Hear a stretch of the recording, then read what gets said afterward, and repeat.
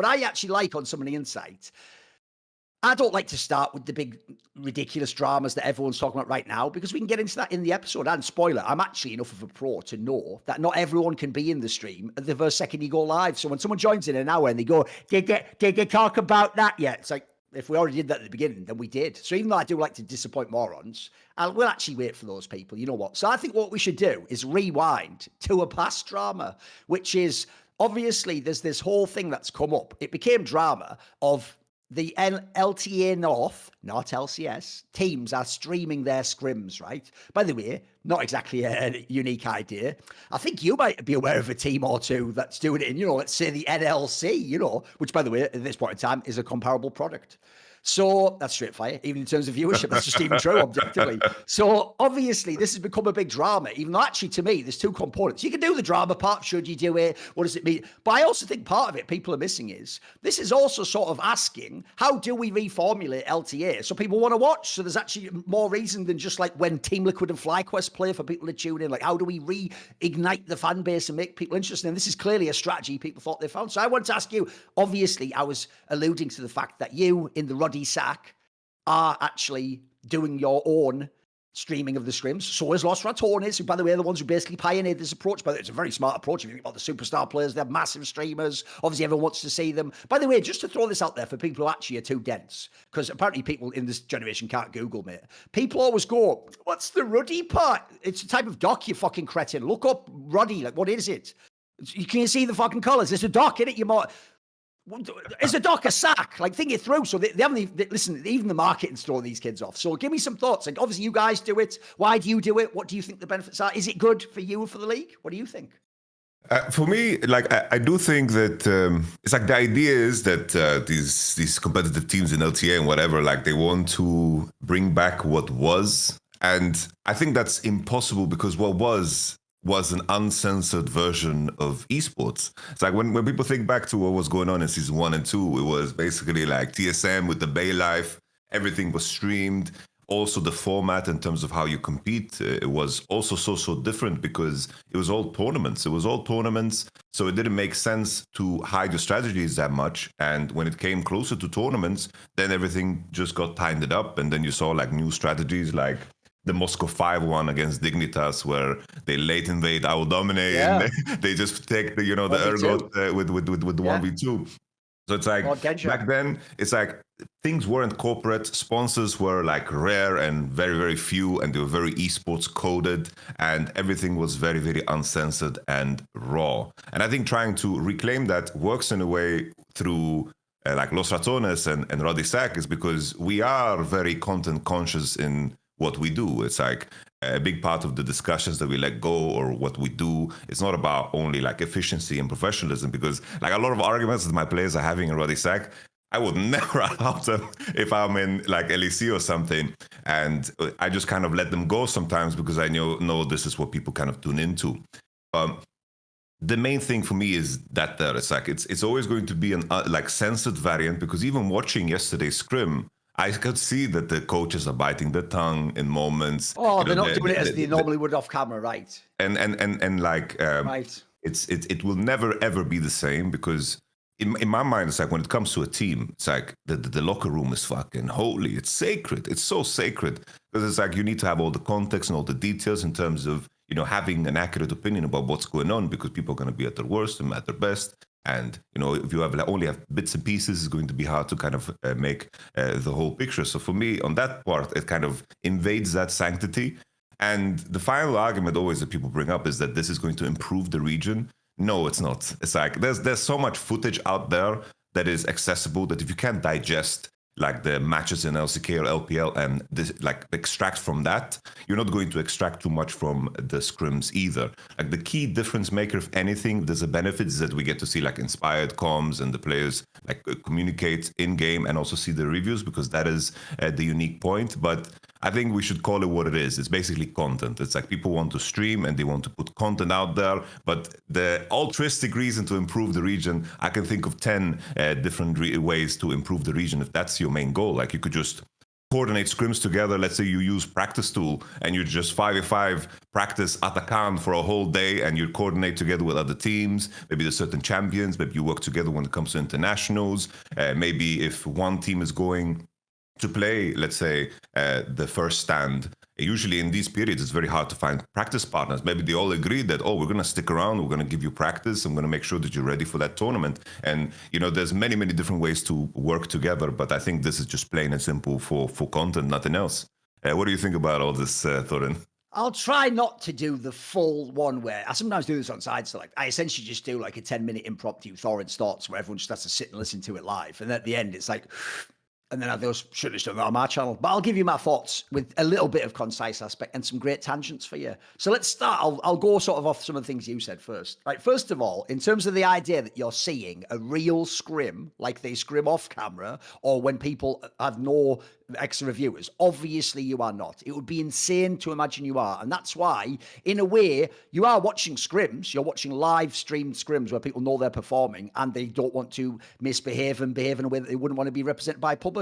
But you're not watching a real scrim. So it is already, there's a level of artifice there. There's already an aspect where, as you say, it's mainly content. It's mainly actually to build hype for both teams even. So there's none of the things, by the way, for example, you'd see, this is why I'm using your example first before we go to in an EU scrim. In an EU scrim, you know that shit where everyone's loving, where APA is typing in LCS. Mate, it's like that, but everyone in EU scrims. What are you talking about? People are fucking doing all the emotes, all the shit, fucking typing the little, like whatever, ganked up again, bitch, or whatever. Like, people are doing all that hilarious shit. The problem is you couldn't do that in these scrim sessions, except jokingly, because you get hated on, won't you? And so you can't already do some of the mind games and the trash talk. You can't really have like real personal rivalries where people say, fuck you, you're overrated or whatever. And also, I agree with you, especially about the coaching part. You could never coach one of these scrims the way that, like, actually a world-class coach would coach scrims. Like, the best coaches for me aren't actually what people think. They think it's what you present yourself as. You're not even like this private. They think it's someone just going like, let's be very professional and what we're going to talk about. It's like, you've got to do better and we've got to work as a team. No, there's times you choose someone out, they fuck up. I'll give you a great concept you're going to love, because I totally agree with that concept. If you notice, one thing I routinely punish on my channels is people who are in teams who publicly just say like shit that was from the locker room. Of like what's going on behind the scenes. It's one of the reasons, by the way, why I will on some level have a deep dislike of Adam forever, because he's never truly shown remorse for what he did to a teammate based on actually like privileged information that he wasn't able to be given about basically the teammate's wife going through a very hard situation. Like, I'll always hold that against him, bro, because that's outrageous that you take that out of the locker room and then spread it around the world and then cause it mad speculation. I'm with you. The locker room is sacred, mate, because it has to be, because that has to be like, think about it, it has to be our like decompression space after a game where we like let out all the shit was going on. Before a game, it has to be where we actually call each other out and make sure that we're accountable for the match. I'll give you a concept about being a leader and accountability that is just fucking, if you're into the romance of sport, it's just going to scratch that itch. I don't know if you know much about the NFL, but there's a player who's probably the best linebacker ever called Ray Lewis. And he's one of the most inspirational people you'll ever hear. He's an amazing speaker, right? And as a captain, he was like that. And if you've ever heard some of the, like, when they would do the mic'd up in the NFL, great analogy, by the way. If you do mic'd up, first of all, you don't really say the things you say in a normal game because you're mic'd up, you know, the fucking listening. You even say to people, no joke, hey, I'm mic'd up now, watch out. Like, but you try to give a little taste of yourself. And so he would, on some of these mic'd up segments, mate, this is the ultimate leader. Because you think of American football, people think of defense as you're just trying to stop them, you know, like, and tackle them and stop them go down.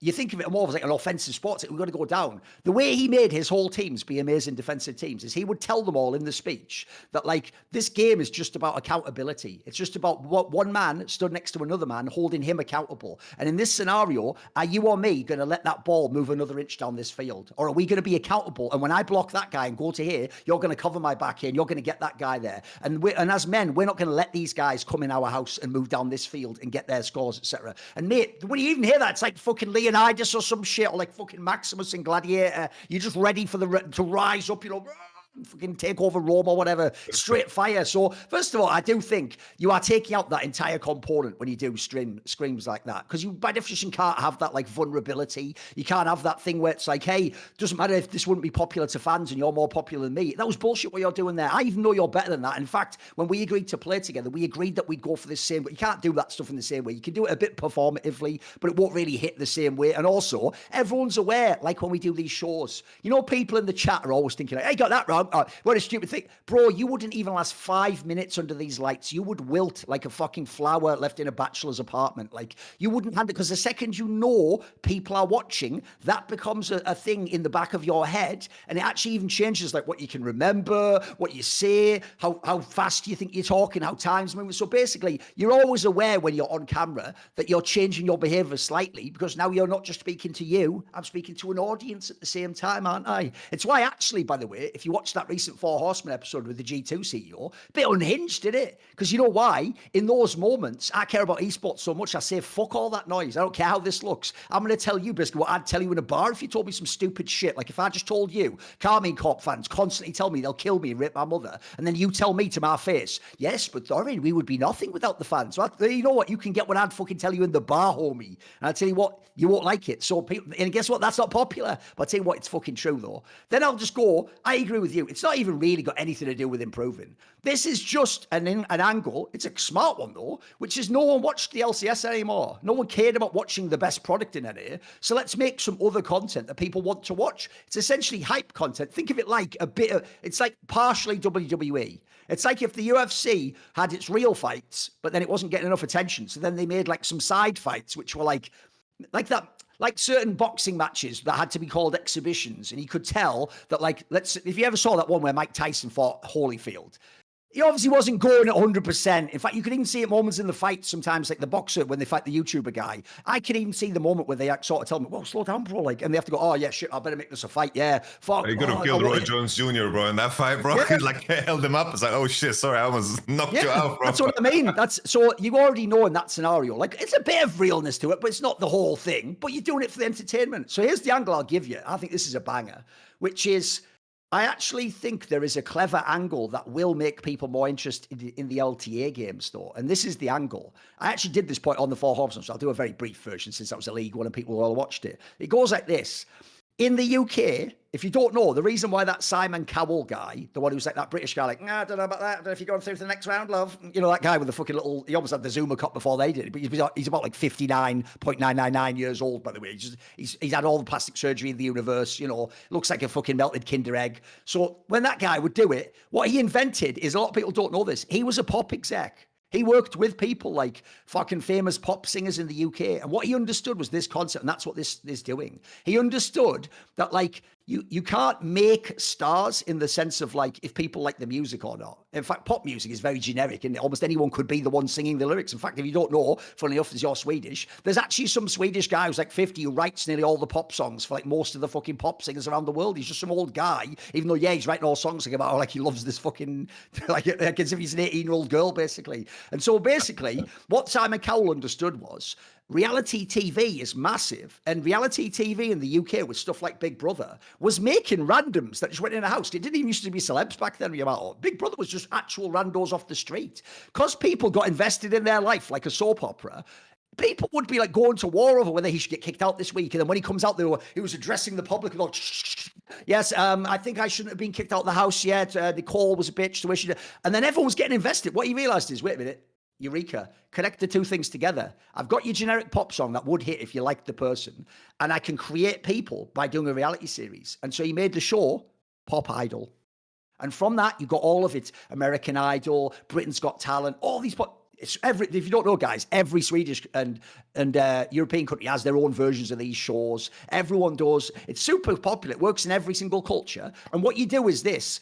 The secret, I'm going to actually drop the veil for people on that industry. Some of the people who win the contract at the end already were failed pop singers and have even done a song, but they presented every time that they just started out. Or were people who in the past already are known to have like talent, but they didn't have like the pop from the crowd, and they didn't, you know, the A&R people were like, no, we could sign you or we could sign someone else. And so it's actually not even always just random people, you know. And then I was just singing while I was making muffins, and someone was like, you should try out for that show. And it's like, oh, I don't know if I can do this singing like, near, far, wherever you are. Like, they don't really just do that spontaneously. But what they learned is this: if you set that show up, people don't just listen to the songs. Notice, by the way, they don't sing original music. They sing all our favorite songs, fucking like Queen, fucking Under Pressure.